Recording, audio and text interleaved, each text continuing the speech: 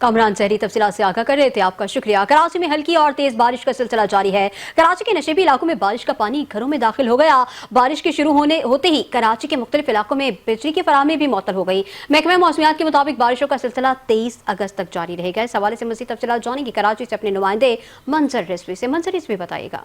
جی بالکل، اس وقت ہم حسن اسکوائر پہ موجود ہیں۔ اس وقت بھی یہاں پہ ہلکی اور تیز بارش کا سلسلہ جو ہے جاری ہے۔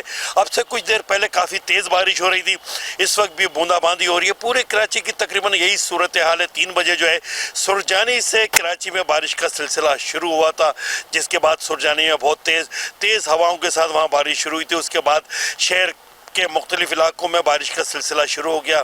کہیں تیز بارش ہو رہی ہے، کہیں ہلکی بارش ہو رہی ہے، اور یہ سلسلہ جو ہے محکمہ موسمیات کے مطابق 23 اگست تک جو ہے وہ جاری رہے گا۔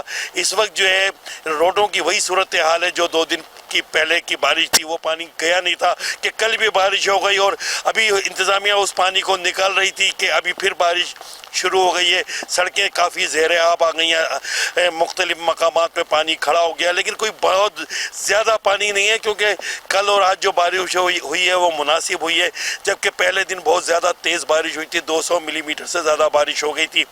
بلدیاتی ادارے کام کر رہے ہیں، لیکن کیونکہ پورا انفراسٹرکچر جو ہے تباہ حالی کا شکار ہے، تو شہریوں کو شدید مشکلات کا سامنا پڑ رہا ہے کہ الیکٹرک جو ہے جیسے بوندا باندی شروع ہوتی ہے فیڈر بند کر دیے جاتے ہیں، جس کی وجہ سے کئی علاقے ایسے ہیں جو تاریکی میں ڈوب جاتے ہیں اور اندھیرے کا شکار ہو جاتے ہیں۔ تو لوگوں کی شکایت ہے کہ الیکٹرک جو ہے اپنے نظام کو درست کرے اور جو بارش کے ساتھ جو بجلی جانے کا سلسلہ ہے اس کو بند کیا جائے۔ جی